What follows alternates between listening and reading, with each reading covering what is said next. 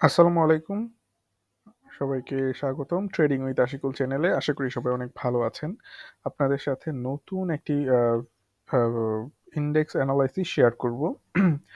আহ, আজকে ইন্ডেক্স নিয়ে আলোচনা করার আগে আপনাদের কাছে রিকোয়েস্ট থাকবে, যারা চ্যানেলটি নিয়মিত দর্শক তারা অবশ্যই আমি চাইবো চ্যানেলটি সাবস্ক্রাইব করে রাখবেন, এবং যারা নতুন দেখছেন আপনাদের যদি ভিডিওটি ভালো লেগে থাকে তাহলে অবশ্যই সাবস্ক্রাইব করবেন এবং বেল আইকনটি প্রেস করে রাখবেন, যেন নতুন ভিডিও পাবলিশ হওয়ার সাথে সাথে আপনারা নোটিফিকেশন পেয়ে যান এবং ভিডিওটি দেখতে পারেন।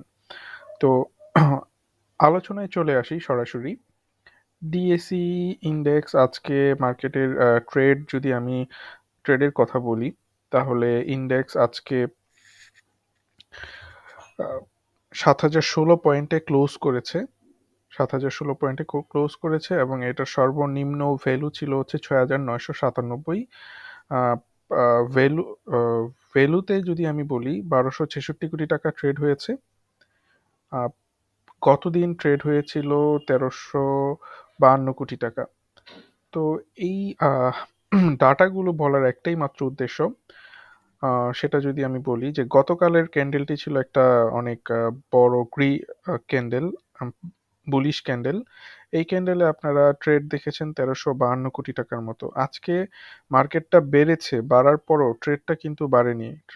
ট্রেড ভ্যালুটা কমে গিয়েছে প্রায় ১৩৫২ কোটি টাকা থেকে হয়ে গিয়েছে ১২৬৬ কোটি টাকা, প্রায় ৯০ কোটি টাকার মতো কম হয়েছে ট্রেড।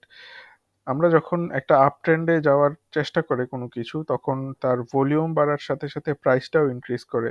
যেহেতু ইন্ডেক্সের ভলিউম বাড়লো না, কিন্তু ইন্ডেক্সটা ইনক্রিজ করলো, দ্যাট মিন্স একটু প্রবলেম থাকতে পারে। এবং যেই ক্যান্ডেলটি ক্রিয়েট করেছে সেই ক্যান্ডেলটিও ততটা স্ট্রং বুলিশ ক্যান্ডেল না। বর্তমান ওভারঅল কথা যদি আমি বলি তাহলে বলবো যে মার্কেটে বুলিশ মোমেন্টাম রয়েছে, কিন্তু অতটা স্ট্রং না। অনেকে এখনো মার্কেট অবজার্ভ করছে মনে হচ্ছে। তবে যারা অবজার্ভ করছে মনে হচ্ছে তারা হয়তো আর একটু সেফ গেম খেলতে চাচ্ছে, আমার কাছে তাই মনে হচ্ছে। আহ, আমার যেহেতু এই ডেইলি চার্টের ইন্ডেক্স অ্যানালাইসিস থেকে আমি তেমন কিছু বুঝতে পারছি না, শুধুমাত্র বুঝতে পারছি যে বুলিশ মোমেন্টামটা একটু কম স্ট্রং। সো আমি একটু যদি আওয়ারলি চার্টে চলে যাই, আওয়ারলি চার্টে যদি আপনারা খেয়াল করেন, গতদিন বলেছিলাম মার্কেটটা ঠিক একটা ডাউন ট্রেন্ড লাইনের উপরে নিচে রয়েছে, ডাউন ট্রেন্ড লাইনের নিচে রয়েছে। এবং আজকে খুব নাইসলি এই ডাউন ট্রেন্ড লাইনটা ব্রেক করেছে, এবং ট্রেন্ড লাইন ব্রেক করার পরে ট্রেন্ড লাইনের উপর থেকে একটা সাপোর্ট নেওয়ার চেষ্টা করেছে। আমি যদি একটু রিফাইন করে দেই ডাউন ট্রেন্ড লাইনটা, তাহলে আপনারা দেখবেন যে সাপোর্টটা যেই জায়গা থেকে নেওয়ার চেষ্টা করছে সেটা ঠিক ডাউন ট্রেন্ড লাইনের ওপরের থেকেই নেওয়ার চেষ্টা করছে। এখন আহ, আপনাদের কথা হতে পারে যে আসলে মার্কেটটা কি আপ ট্রেন্ডে গেল, না হচ্ছে যে আরো সময় লাগবে আপ ট্রেন্ড কন্টিনিউ করার জন্য। আমি দুইটা কথা বলবো এখানে। যারা ট্রেডার, যারা নিয়মিত ট্রেড করেন, তারা এখন কিন্তু মার্কেটে ট্রেড শুরু করতে পারেন। আজকে ভালো সময় ছিল, যে যখন ব্রেকআউটটা হলো তখন থেকে অনেকে ট্রেড শুরু করতে পারতেন। আহ, আর যারা আর একটু মিড টার্ম ট্রেডার বা একটু লং টার্ম ইনভেস্টর, তারা হয়তো আর একটু সময় দেখতে পারেন। কারণ ট্রেডারকে আমি ডিফাইন করব, যারা ট্রেডার তারা হয় ২ দিন পরে, আজকে কিনলেন ২ দিন পরে ৩ দিন পরে বিক্রি করে দিলেন। আপনাদের ওই যদি in the meantime market পড়ে যায়, দেন আপনাদের অনেক কেওসের মধ্যে থাকতে হবে না, আপনারা সুন্দর আউট হয়ে যেতে পারবেন শেয়ার সেল করে। কিন্তু যারা মিড টার্ম বা লং টার্ম ট্রেডার, তারা যখন একটা শেয়ার কিনে তখন তারা হয়তো ২ মাস, ৩ মাস, ৫ মাস, ১০ মাস হোল্ড করার চিন্তা ভাবনা করে রাখে। সো আমি কেন বললাম যে ট্রেডার যারা তারা এখন মার্কেটে এন্ট্রি নিতে পারবেন, কিন্তু মিড টার্ম বা হচ্ছে লং টার্ম ট্রেডার যারা, তারা মার্কেটে এন্ট্রি নেওয়ার আরেকটু সময় নিয়ে তারপরে এন্ট্রি নেবেন। পার্সোনালি আমার কাছে মনে হচ্ছে মার্কেটে ৭,০৫০ পয়েন্টটাতে একটা অনেক বড় রেজিস্ট্যান্স রয়েছে। এই পয়েন্টটাতে অনেক বড় রেজিস্ট্যান্স রয়েছে, এইটা আমি আপনাদেরকে দেখাতে পারবো। আহ, আপনারা যদি একটু খেয়াল করেন, এই ৭,০০০ পয়েন্ট যেটা আছে, এই পয়েন্টে মার্কেটটা আজকে এই পয়েন্টটা থেকে পয়েন্টের নিচে চলে এসেছে, পয়েন্টটা টাচ করে নিচে চলে এসেছে।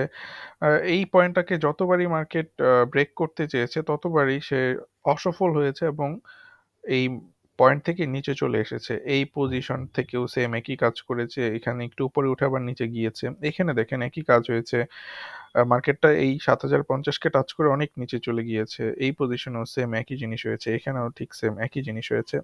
সো আমার কাছে মনে হচ্ছে যে 7050 থেকে 7055 এই পয়েন্টটা মার্কেটের জন্য একটা বেশ শক্ত রেজিস্ট্যান্স।